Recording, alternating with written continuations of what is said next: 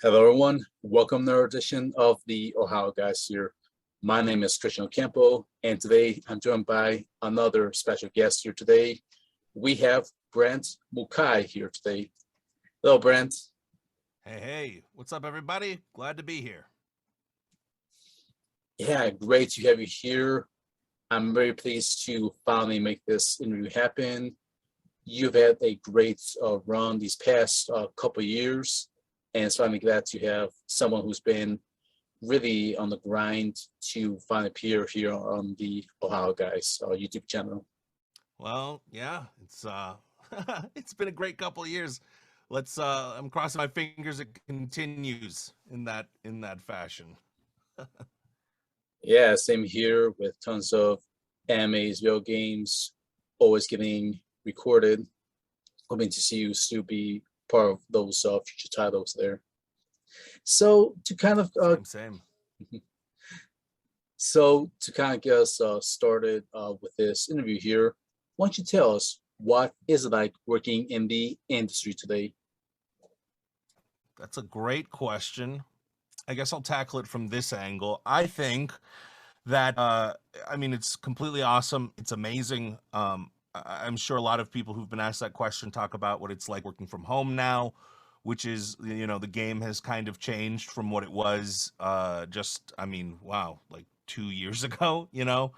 And everything's sort of shifting more towards stuff your ability on the voice actor to be not only um really great at their career and craft as a voice actor, but also to become somewhat of an entrepreneur, to be able to you know think on a lot of different levels. I mean, paperwork, taxes, and all that stuff concerned, like that's stuff that, and reaching out, marketing, like now that everything's available almost anywhere. I think the onus is on the voice actor now to really step up.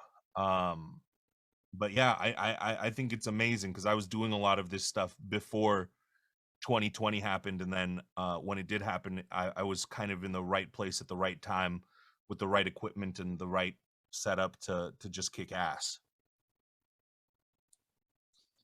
Yes, during the your time, like around 2019, 2020, as your name was starting to get recognized with certain titles that were getting uh dubbed, whether it be stuff from California or stuff with Funimation. Yes, we still try and get through with the whole COVID pandemic, putting everyone into their homes, recording from their home studios, and for you, at least getting a chance to still be part of the industry, still trying to get the work pumped out however you can, despite the pandemic happening. So you haven't let that keep you down.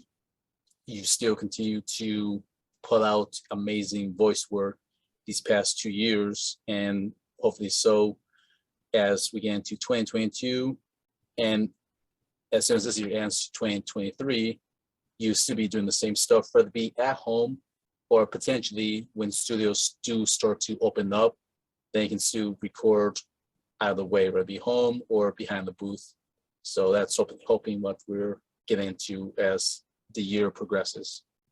Yeah, I mean, that's exactly what's happening. Everybody's and I think that a lot of people have gotten a lot better at it over the past 2 years of being here and being in this situation, which has really shown a lot of companies that they can trust voice actors from their home. But yeah, everything changed.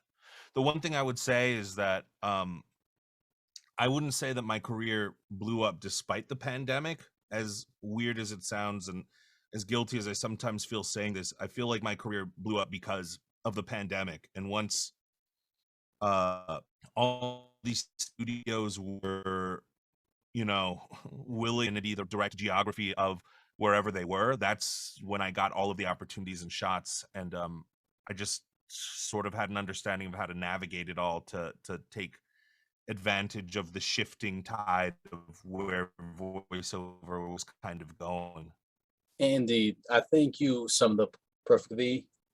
It's just amazing how actors, not just you, but everyone else, was still able to weather through the storm that was the pandemic and still give the fans of our animes, our video games, anything that required an English dub, English voices, we still got it despite what was happening in the real world. So that's an interesting testament as we kind of look back these past 2 years, just how everyone was still able to pioneer the way through from all this from this from this COVID.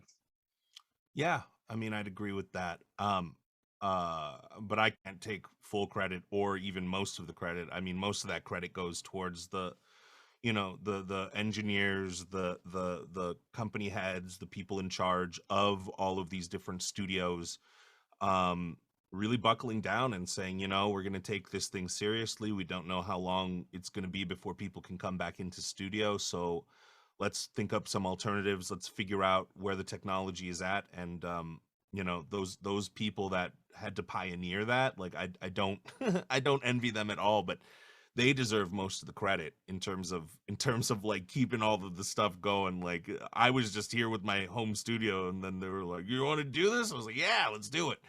um which, yeah, that sure, voice actors, I'm sure, as a whole, we have some part in that to play, but yeah, I would very much defer that over to the companies and the engineers, directors, and all the people that were probably scrambling trying to figure it out, and found some way to do it, so props to them too, for sure.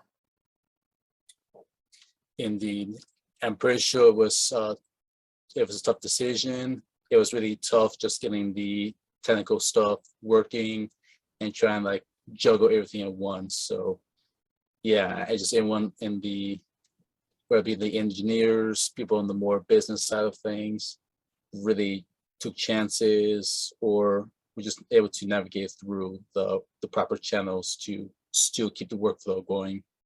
So yeah, I do also tip my hat to them for staying afloat, staying in business, and still giving all the actors the work to continue going through their direction.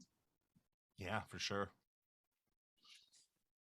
Yeah, so interesting few years, and now as we record, we're in 2022. And to get another perspective from you, during your time in this industry, what is your favorite project you have worked on? Oh man, that's tough. I can't, I don't know that I can. It's um I don't know. My favorite project is just whatever project I'm doing. Like, in that moment, I have so much joy for just being selected to do whatever. I don't care what it is. I don't care if somebody thought of me to do some background walla, chatter background characters without a name. Like, I mean, that's not gonna help me out in booking any conventions, but I'm just so thrilled to be there and happy to work with people and talk, especially harkening back to what we were just talking about with the pandemic and everything. I'm happy to jump on the line and just talk with somebody. Like, that's nice. Like, even this right here, you know what I mean? Like, I'm not on the clock. I'm not, you're not paying me for this interview or anything, but I'm just happy to be here and chat and talk, because I miss it. I miss being able to just do this and having human interaction. So, I know that's not much of an answer in terms of what's my favorite. And I promise you, I'm not being political or anything, because it's like, oh, all of them are it's just, like, I had a session yesterday and I just had a complete blast. And I told them, like, this is like my favorite character. I think it's just so silly and fun. And I meant it with my full heart. Like, it just, and I keep doing that. So it's like, I don't know, my favorite just keeps changing to whatever the next thing is. Oh, I'm such a flip flopper. I could never be a politician. I'm too flip floppy. It is a tough question whenever I talk to other actors. It's always different. Some are similar to yours. Whenever they get into the booth again, they see a new character, it becomes a new favorite for one reason or another. It's always just interesting just hearing actors whenever they get all of this work. Just when you guys look back at your own resumes, you see like a long list of name titles, and then just saying, wow, I did all these. And then just choosing like even like a top five favorites is hard in itself, because then there's so many other titles you kind of leaving out, or it's like even asking like what is your Mount Rushmore of something, and you can only choose four. That's also hard to do. Like, how do you, I guess, quantify like the your answer? How do you justify what goes up onto that Mount Rushmore, per se?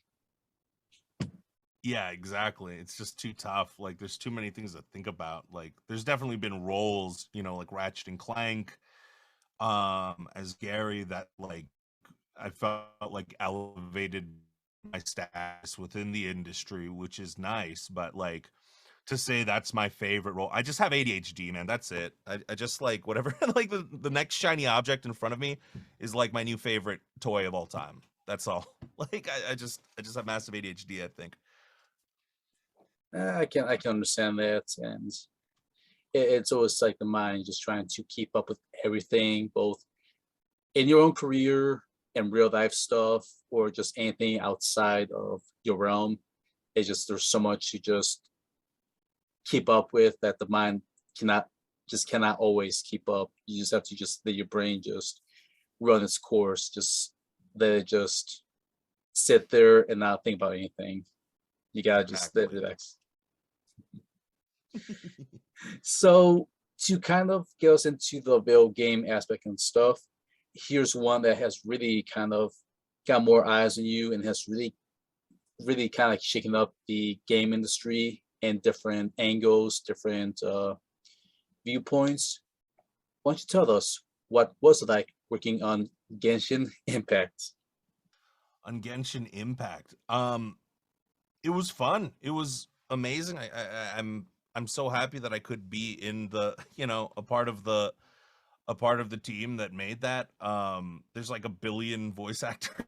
Um, um, Not that that minimizes my experience in any way, but I was a part of like the original release, and then a part of the version 1.2 that came after that. I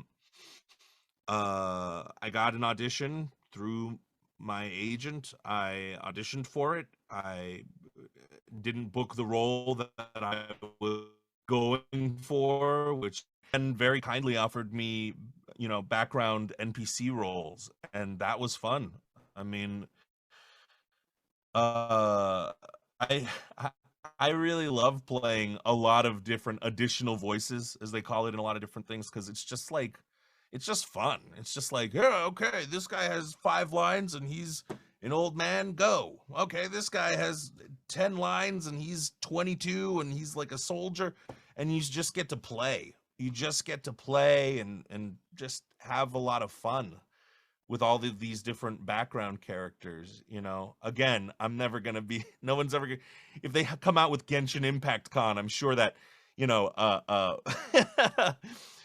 the Sixth Prince or whatever isn't gonna be like, this is the top tier, get him on the panels, come on. But in the moment and doing the work and doing all of it, that's what I'm here for. And that's, I mean, dude, yeah, anytime I get to play additional voices, background characters, I'm always like, hell yeah, let's go. I wanna play around and see what I got and get challenged. And can I even do that young person voice? Can I even do that really old person voice? And it's just, yeah, that was my experience with Genshin. I loved every second of it. And it was the first job I booked, I believe, with my agent. So it also looked really good to my agent that I was able to book it so quickly. Yeah, Genshin has been a very interesting title that's been out for what, a year and a half or so. Just like you said, it keeps bringing in more characters as well as other voice actors who, in a weird way, cannot announce who's in it until like weeks, months, a year later, until after Genshin's release. Then they can announce who that they're in this game. And what's also fun is it's a Chinese-made video game, one that really has impressed so many eyes, so many video game fans who probably wouldn't have expected this caliber of game mechanisms, this type of gameplay, and has really kind of changed up like how can video games be made nowadays. So that's been a very interesting concept that we're seeing. Now that everyone has got a chance to play it, we can see that all the future games can have the same potential with the same ingenuity and the same and as well as creativity. Agreed. Yeah, and hoping to see what else will happen as time goes on with Genshin, its legacy, because they might keep bringing out more characters and other extra content as time goes on, and maybe more actors are on the way as they continue pumping out more characters, and other actors can really break the ice, can really tell, okay, I've been in this since all these past few months, but couldn't say anything because of NDAs and all that stuff. So yeah. 100%. So another one that you just mentioned before, Ratchet and Clank. Why don't you tell us about working on the new installation of Ratchet and Clank Rift Apart? It was my first AAA video game. It was my first AAA video game. It was incredible to be selected as just a complete no name. It was my first week with my agent, and I sent it in not thinking anything of it, and I thought to myself, if it takes me a while to book something, that's natural. And then I booked it, and like that, which is not typical at all, but it was just right place, right time, what they needed from me. I was nervous as hell. I drove in to do the session, and I was trying my best not to pee my pants, and I didn't pee my pants. So I think I did pretty good, all things considered. Yeah, and then the game has come out looking fantastic. I still have not played it yet. I just got my PlayStation 5 not too long ago, so I have some plans to stream it, which I think will be a lot of fun. Definitely a huge congrats on being part of this beloved franchise that goes back all the way to the mid 2000s with its first 4 prequels before this one came out. Ratchet and Clank, it's one of those titles that is one of the staples of PlayStation.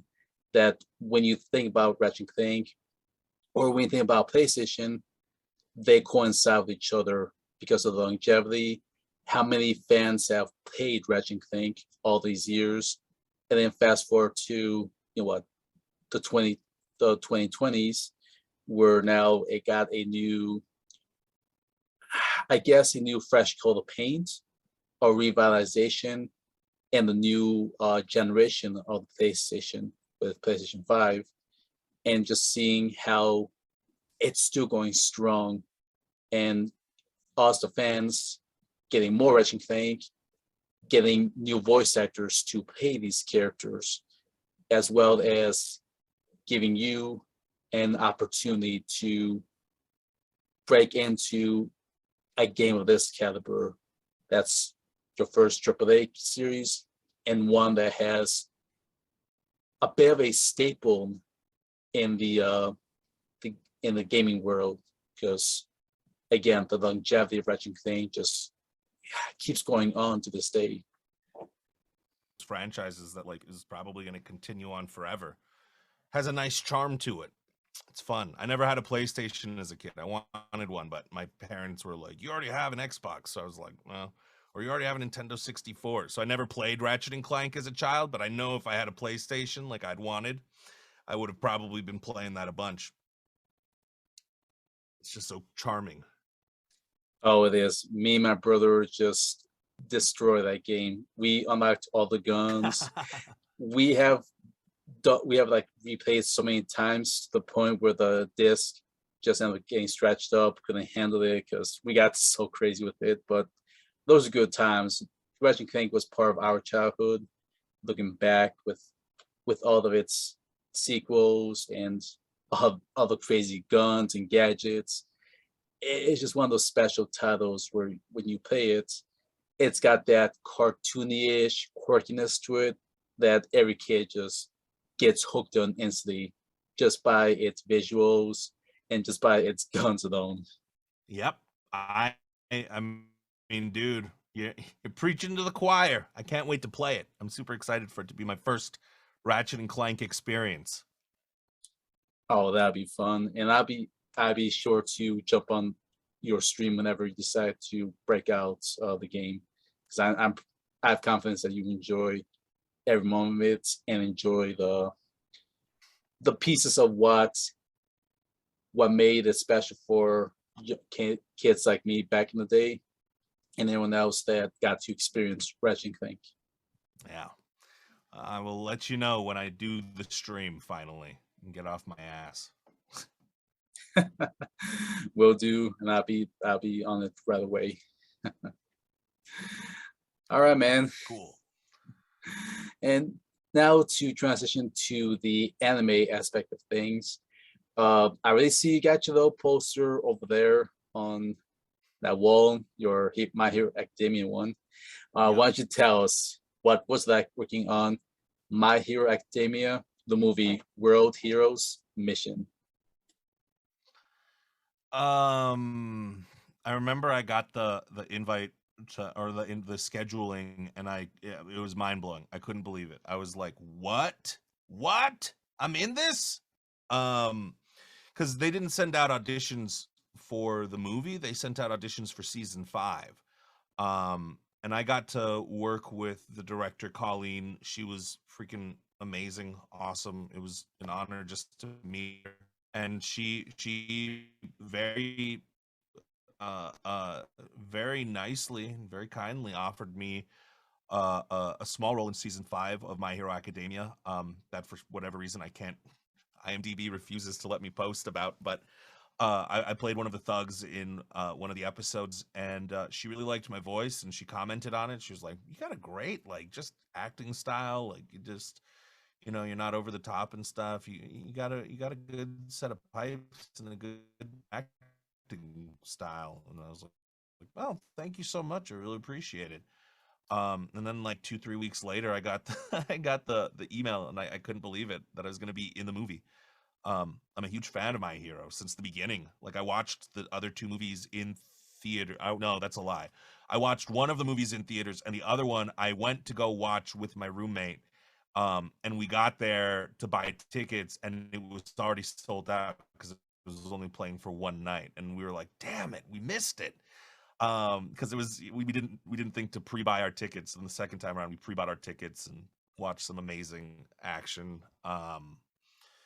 It's sort of indescribable to watch a show, be a fan of the show, love the characters, be immersed in that world, and then get a chance to be in that world. Like it's nothing short of a dream come true. So thank you, Colleen Clinkenbeard, for giving me the chance to play in a world that I have loved and adored. Yeah, I'm happy that you got to add this title into your belt, your resume, because My Hero Academia has been going on for all these years now, with new seasons, with new movies, and an ever-growing cast list of actors. Because every few months now, whenever they do a new installment, they bring a new voice actors to be part of this My Hero Academia world. I think it's amazing seeing you get to be part of it and many others to announce that, hey, I'm now in My Hero Academia. So it is a special moment for you guys, and it's also a special honor just getting to collaborate with the folks down at Funimation and record a project of this size with them. So it's definitely a great anime just to attach your name with because of what My Hero Academia has grown to be nowadays. I agree, 100%. And I'm also glad that you got to experience the movie and the silver screen. And not every project can be in theaters, but once it does hit AMC or any big screen like that, for you, I'm pretty sure as an actor, it's a special feeling. Just I guess a sense of accomplishment, if that's the right phrase, for you to just sit back and just enjoy your contribution that gets played out right in front of you. Yeah, I don't know that I could put it any better myself. You just summed it up very aptly. Uh, that's exactly what it was. I couldn't believe it. I watched myself talk on the screen as a character, and it's weird, but it was incredible, incredible and weird. Yeah, I'm pretty sure your acting side of you either was just trying to stay quiet, not critique yourself, as just trying to enjoy yourself just in the big screen. I know I know some actors can be what's a phrase that some try to use by Shakespeare? Don't love yourself in the art, just love the art within yourself. I might butcher that one, but it's something along the lines of that. I don't know so much about that one, but my favorite quote is from Sam Jackson, and he says, "If if you don't even want to look at yourself on the screen, what makes you think people are going to pay to look at you on the screen?" And I'm like, I agree with that. You know, it's not like I'm like sitting here being like, "Oh, my voice," but I think that you need to be able to tolerate it at least. I think you need to like what you do. I think you can appreciate your work without going overboard. I think the both of them are right. I think that it's the balance in the middle. If you completely hate your voice too much, I think that's bad. I think if you love your voice too much, I think that's equally bad. It's that Buddhist middle road, baby. That's the one I'm on, hopefully. I love this. I love just how we just threw in some Shakespeare, some Buddhism at this interview, but some good What lessons you can I picked up. say? We're just two intellectuals. All we're missing is our cup of coffees or a cup of teas to sip on. Yeah, and a beanie, and two beanies for us. That's some fun talks here. So let us continue this road of this interview here, shall we? Cool. So we got My Hero Academia out of the way. Now here's another title that has been around for quite a while, and this is Prince of Tennis #2. What was it like working on that series? Just a blast. I mean, it was the easiest days because I play Kabaji, and for those of you who don't know Prince of Tennis or don't remember Kabaji, he doesn't say much. They literally are like, "Kabaji, what do you think?" And he's like, "Yeah." That's it. It's literally so I would just come in and knock it out like in 20 minutes. I would be sad that it was over. That's what it would be like working on that is like I would be like, "What? That's it? That's all I got? You guys don't have anything else? Okay, well, I guess it's done." I would literally say I'm sad that it's over because it was like such short sessions. Um but yeah, it's crazy. It's crazy to be in like a franchise that's been around for that long. I played tennis as a kid, actually, so I really enjoy the game and the sport. I play little more ping pong now. So yeah, I like sports with rackets. What can I say? It felt like a great fit. Wish Kabaji had more to say, but I love the character because he is so just like wholesome and just says yes or no or I can't even remember all the other things he says, but mostly just yes. This one was kind of a surprise for many people who already knew about Prince of Tennis, who experienced it from years beforehand, and Mhm. for it to get like a new installment, just like almost every other title we worked on so far, it's just a big shocker like that people are getting more Prince of Tennis because that huge gap from back in the 2000s till now to see that okay we're getting more of this now even though people could wish they had it sooner back then but better late than never it's like I like to say so just for you getting to experience that it's for you it's got to be like an honor just keeping this little trend where you get to be part of these long lasting series and whatever new form they take and whatever new updates they take, especially with the new modernization of animation and its visuals. It's always just appealing to see like just that change of its form, that kind of change of its artwork that we're seeing with how 2021 shaped up and now with 2022 always room for new ideas, new creative directions. Yeah, agreed. It's really cool. And still, like, I'm cannot be surprised that we get an anime based on tennis. Like you look back on every anime about sports, there's always an anime on different sports. Like just so many out there. It's like wow, like anything that's a sport will most likely become an anime. Yeah, I can't wait for when they make the American football anime. I keep saying it's coming one day soon, but nobody's figured out how to get that many characters together. I guess there's too many people on a football team, is what my friend said. But I'm like, I'll still hold out hope. I want to see a football anime. Now that you said it, I'm actually laughing about it. Like, oh, it's gonna be fun just getting getting actors to just give us the most meat-headed, the most buffest voices out there. Like, Exactly. Who doesn't want to see that? Come on. Come on, Japan. Get on it. Get on it. oh, that's gonna be a fun trip right there.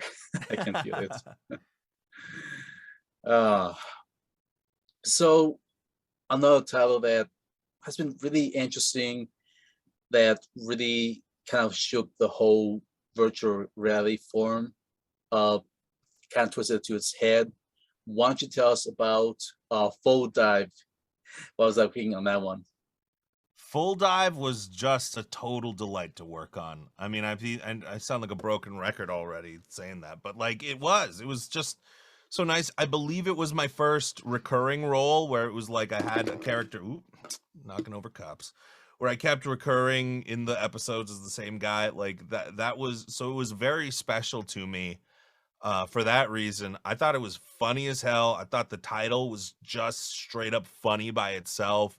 The character I play is just a total asshole to everybody. He's mean and just like but he's silly too. He's just like this like 40-year-old man with gout playing like a game that's been dead for 10 years. I think it's just so funny. I freaking love the previous anime that creator had made. I had watched it. God, I can't remember what it was called. It was the one with the goddess and she brings the overpowered hero or something like that. The names are way too long. Yeah, where they isekai him to a new world and then he's like already so powerful cuz I thought it was so funny watching that show and then the end had a lot of heart to it. The end actually had like a lot of meaning and watching Full Dive, like I actually watched the first episode to get a feel for it and I ended up loving it so much I ended up watching the whole series in a couple of days because I was like, this is so funny, this is so good, and I love the creator. Um, I would have loved playing any of those characters because they're just all so stupidly funny. Like there's Genji who I play, who's just this like rough around the edges. It's a very sad character because it's just like this man's like past his prime. He's just like lame.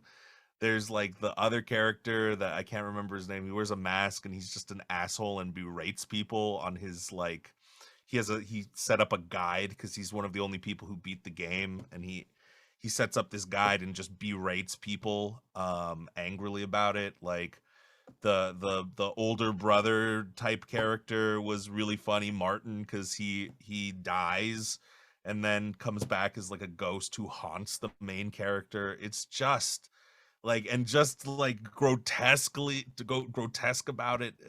And the story itself has like a real good grounded message and statements to say about how the internet and how virtual reality and how all of this digital interaction is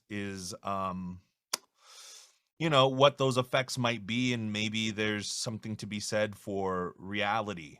um I think that it's a really really well done piece, and if nobody's watched it, I just feel like really it's one of those hidden gems, like people are playing Ratchet and Clank because it's really known and very out there. Prince of Tennis, same, widely acclaimed. My Hero Academia, widely acclaimed. People love it.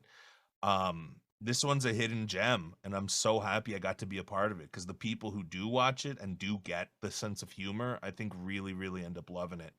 So it has a cult following. I wouldn't be surprised if, I don't know, it word catches and people actually start watching it, and then we get a season 2 or something. I'm really crossing my fingers for a season 2, though. I would love to return as Genji. He's such a fun character to play. But yeah, that's Full Dive. I won an award for it, an anime award, from the Society of Voice Arts and Sciences, the SOVAS award, for that role, which was absolutely incredible. I you know, um, so yeah, I have nothing but good things to say. You're not gonna ever catch me saying, "Oh, this role was tough to, I hated it," or whatever. Like I've never had a session where I'm like, "I hated that." I've been so grateful and so happy for all of these opportunities and all of these little characters that I get to play. First of all, that was something I was going to talk to you about for your award. Mhm. Congratulations again. That was Ah, well, thank you. it was well deserved. And for anyone out there watching this interview who knows about the award that we're both talking about, it is something that is still a bit newish, I guess, for fans that come across awards because every time in awards, people think about the Crunchy Award awards, Hmm. but ones though different, just of its magnitude in itself, just being awarded for your efforts, especially for this title. Again, not just nothing but the almost congrats on your hard work and your great performance. Whenever you step into the booth, you'll bring your A game to that director, to the clients, to the title itself, as well as the character. So, Mr. Brent Mukai, congratulations. I'm happy that you can be awarded for your efforts. Thank you. Uh, it still hasn't fully hit me. I'm still like, what? I won? That's cool. Um, but yeah, it's like anything else. Nothing changes. It's like I still gotta work as hard on the next audition to keep, you know, proving myself, and not even proving myself, but just, working hard because I freaking love it. I freaking love doing this, and I'm a nerd for this. Like that's it. Yeah, I completely understand. And again, just you just creating all the good work. Again, us, the How guys, should try and get knowing you from the last 2.5 years or so. You've been just knocking on the park, just keeping your nose on the grindstone, and then just to come back with a full dive. I think you just said best about this title. It is a hidden gem, very different because it has tackled the aspect of the fantasy world genre, where we've seen titles like these, where some maybe gotten overplayed to points, but this one just kind of pokes fun on the whole childhood aspect of things, of the friends, and then just kind of just destroying that, and as well as these RPG role games, where this one showed like the worst side just for anyone to experience, where the verification and just the worst outcome a player can experience when playing a video game, just getting the worst difficulty, just getting the worst reputation system. It's just like, well, like you just, how would anyone like get through a game like that? Just letting that happen. Just I think that's what makes it charming. Just makes it special. Just seeing just the progression, just going through the difficulty of that video game in itself. Yeah, I agree. And I think that the message is like a lot of people hate the game in the show because it's too hard. The game is it's so realistic and it's so hard to do, and they want to escape the reality part of it because reality is hard. And it's this kid who is escaping his reality at the precipice of like him about to go into college and have to make some real life decisions, and all he wants to do is escape. But he finds this game, and in the striving, in the failure, in the success over the failures, and the failure and more failure, but a few successes, and grinding and working his ass off to beat this game that's so much harder than anything else he's had to do. He actually, I feel like the character has an actual like character arc that is like, I am getting strong enough to deal with what is happening in real life. And I think that that's such a cool, I just thought the message of it was so nice. Like the whole theme of it was basically just like life is hard and it's fine to escape reality, but if you make escaping reality your entirety of your life, then you avoid the failure, but you also avoid the happiness that comes from overcoming it. So, just my 2 cents. I could literally talk about the show. I was a film major, so I could talk about shows and all of the themes, and until people just their eyes start glazing over, and then I go, all right, I have said enough. So, all right, I've said enough. Same here too. I can also dissect this title here. Just do what you did. Just break it down nice and easy. I guess for me, my appreciation is that the the turning of the head with this genre, the whole fantasy world genre. I'm a big Skyrim fan. I love Skyrim. I I loved can it too, dude. Yeah, yeah, yeah. Hell yeah.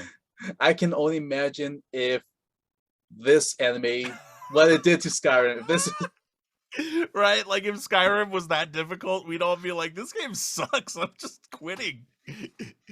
That's exactly it. It's like a parody of those RPGs, which is great. And as a fan of RPGs myself, like I loved every second of it. It's not for everybody. I've seen comments. I like to go in and I like to watch what people say about the show.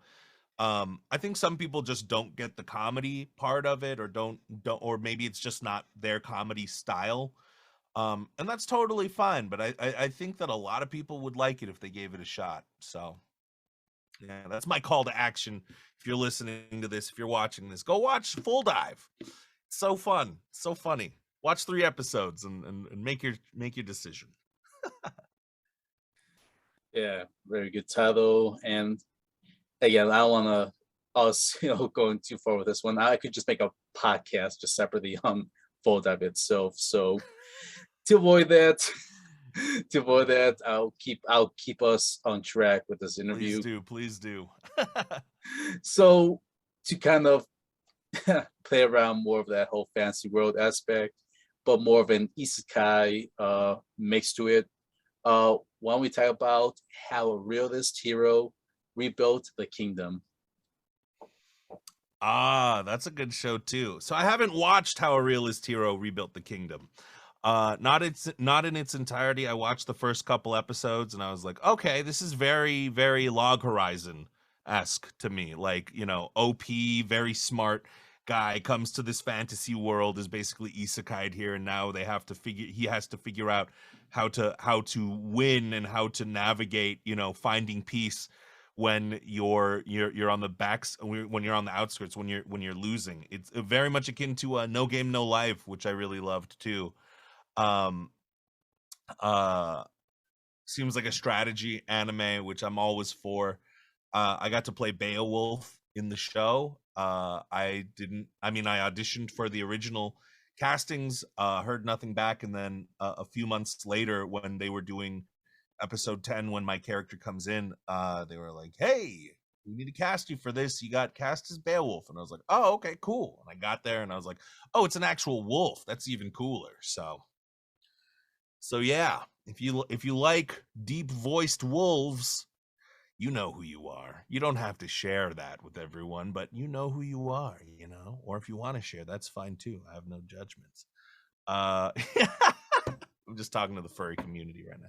No, but if you yeah, it was a fun role. I don't have a humongous role in it, nor have I watched a whole bunch of it, so I can't speak to it super intellectually, but just a great role. Fun time. My boss is a giant lion man, so it's killer. This one was kind of my one of my top favorites for this past seasons of. Really? Yeah, Okay, I'm I got to check it out then. I got to interview with good old Sean Gann, the director of this title here. So I'm a big sucker of these type of isekais, especially when it comes to the end of acts, when it comes to breaking down how a government body is supposed to structure itself and how it's supposed to govern its lands and its people in a more realistic way, in a fashion where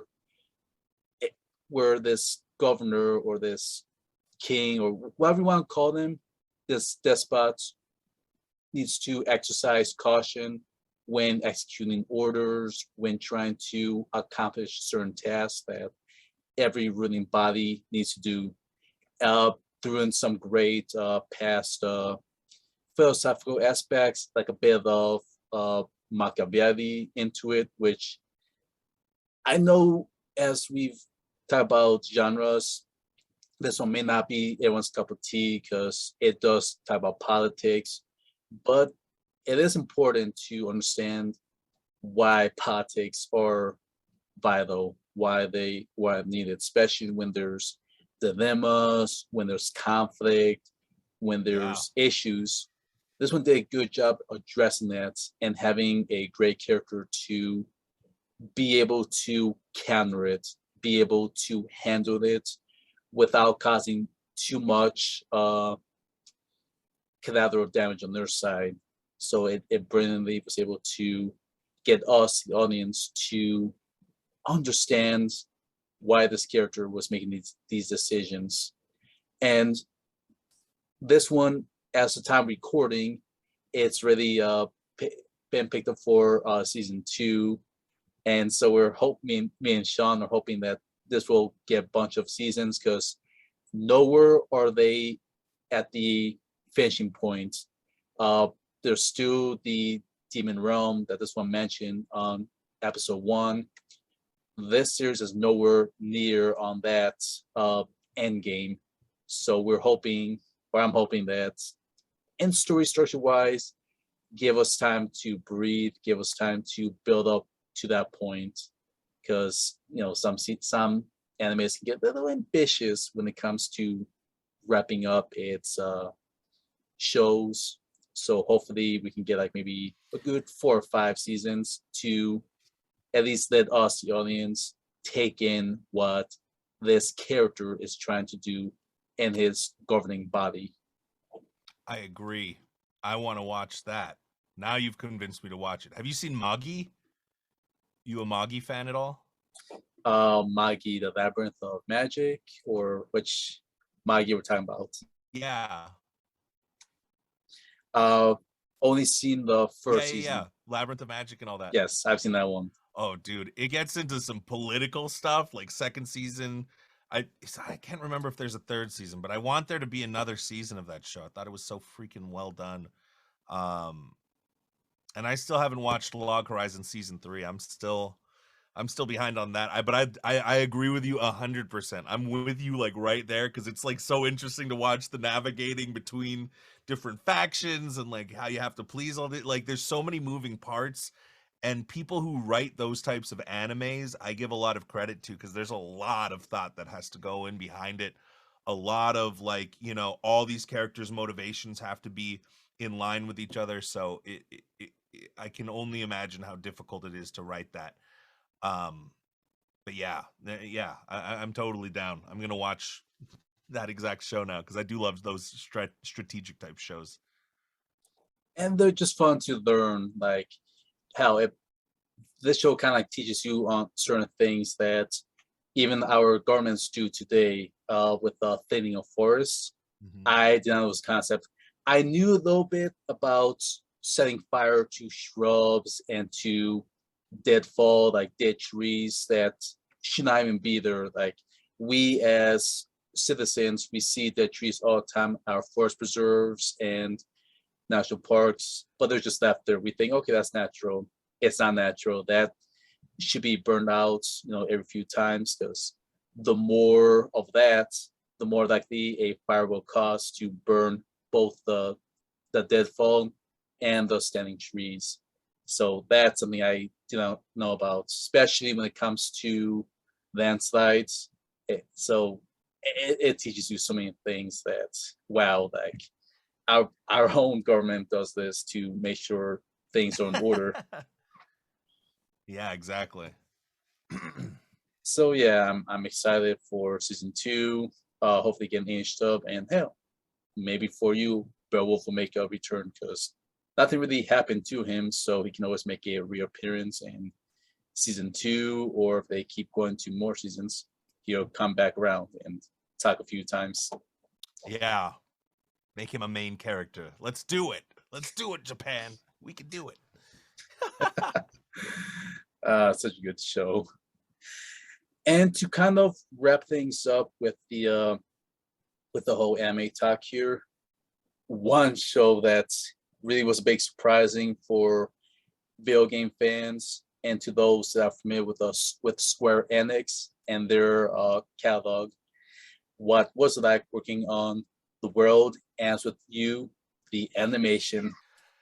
Um, I mean, just to repeat and call back, like it's been so cool to work on that show because it's probably I mean, it's in anime at least, other than My Hero, it's probably the biggest like one of the bigger franchises that I've worked on and gotten a chance to be a part of.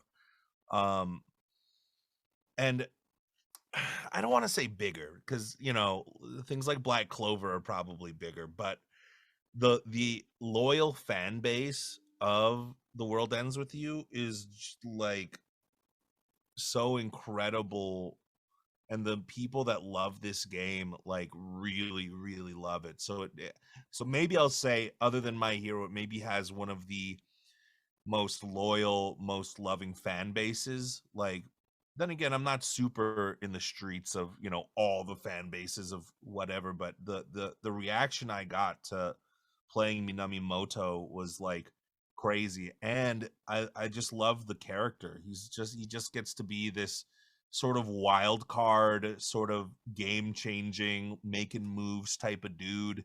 Um, a lot. I think he's sort of like this I don't want to say anti-villain or anti-hero or call him that, but it's just it's just an interesting role to sink my teeth into, because he's not exactly good he's not good and doing things for the good, but he's not exactly bad in my opinion. It's not like he's trying to he's just trying to have fun, in my opinion. I think he's just trying to look for the outcome that's the most fun.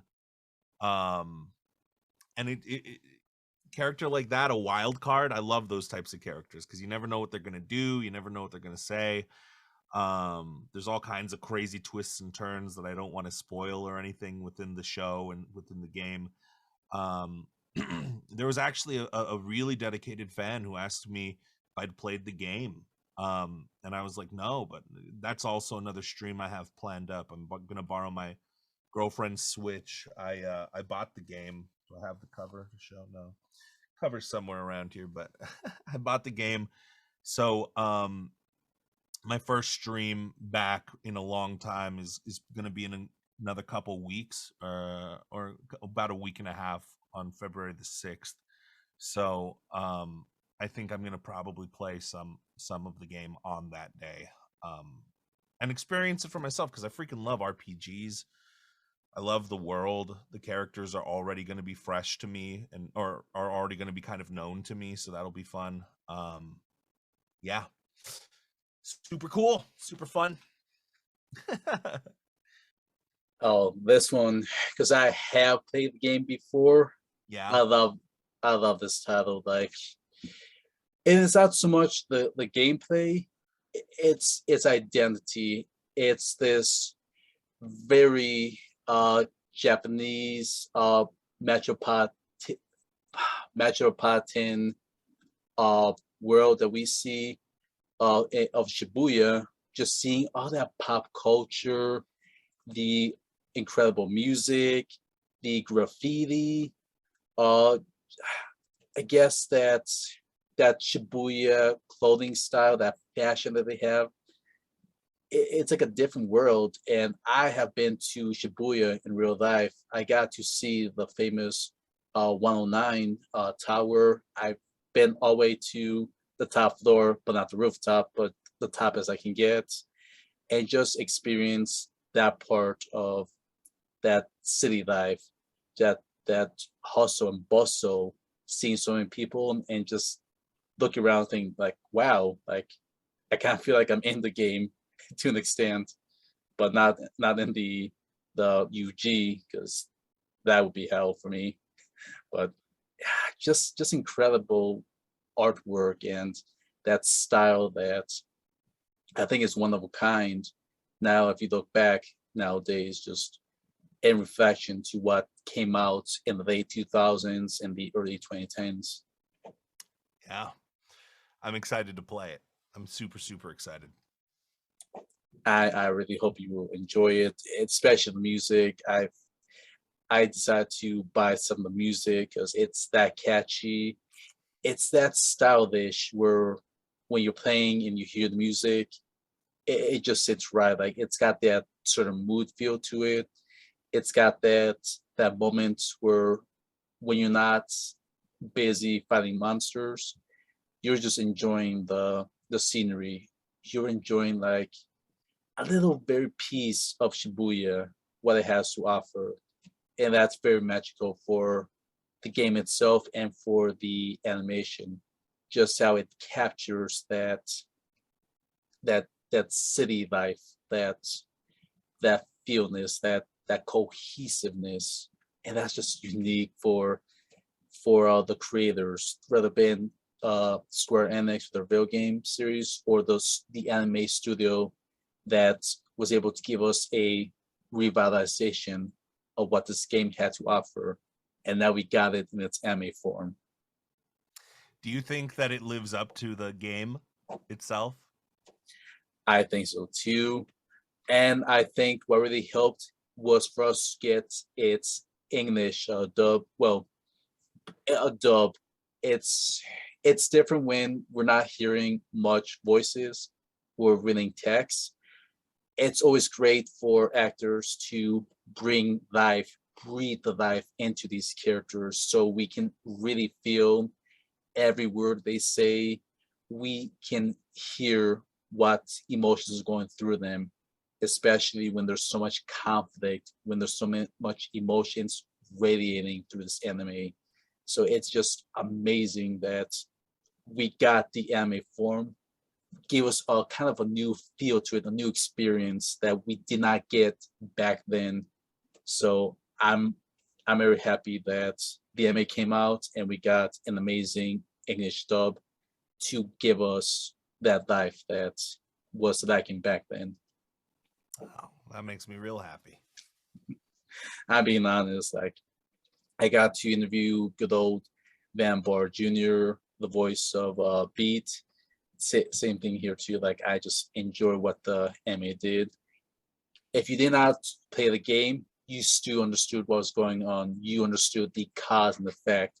You understood the consequences, what was going through each of these characters, that the actions they took. It kept true to what was happening with the real world and the underground world. So yeah, just an amazing anime for those who want to check something out, something new out, or those that have played the game. You can still watch it and not lose anything. So yeah, I Sweet. yeah I'm again I'm always happy to talk to anyone that got to be part of the world ends with you, because it's just such a different story that tells, and with like a special style, with that Shibuya metropolitan, I keep butchering the word, that city life that that you can only get when you're in the big city. Yeah, So yeah, 100%. I feel you. I like Square Enix. I think they make great games. yeah. Hopefully, I see them come back in the Kingdom Hearts universe. We need more of that, more Yeah. crossovers. All right, now it's time for a funny question I like to ask everyone. Mhm. So, if you could be any character you have played in real life, who will you be? And you can mix and match. Who would I be? That's a great question. I think more so the question would be, what world would I want to live in? What world would I want to live in, and who would I want to be in that world? Um, I'm just cycling through all of the like worlds, and I mean, okay, I'll be honest. I'll be completely honest.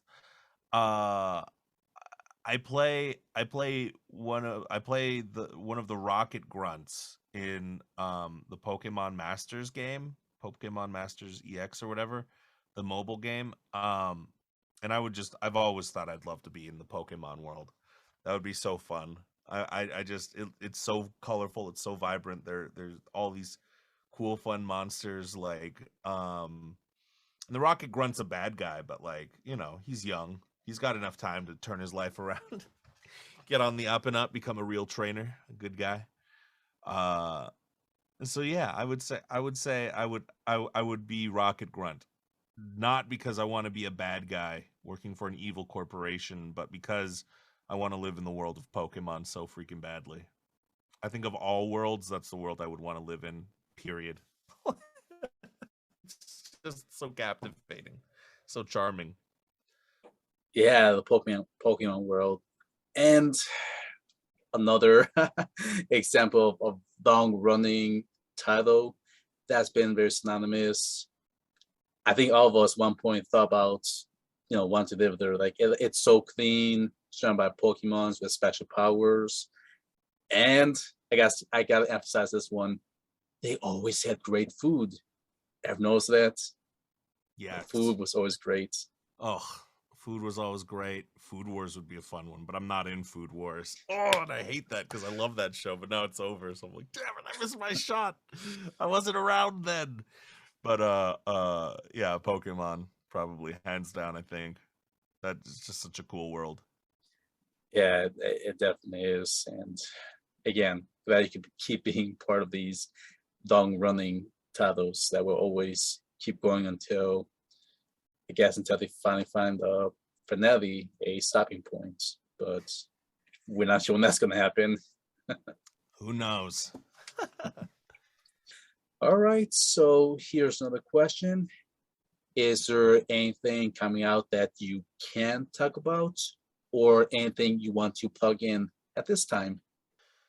Um, I'm so bad at remembering exactly what I can talk about that I don't say anything about it until I know for sure that I can. So there's some really cool shows and some roles that I am thrilled, like just hands down thrilled to be playing that are going to be coming out in the next months to a year. A few games that are like that too, where I'm like, oh, I can't wait till I can tell everyone about blank. um but yeah, that's not anything I can talk about right now.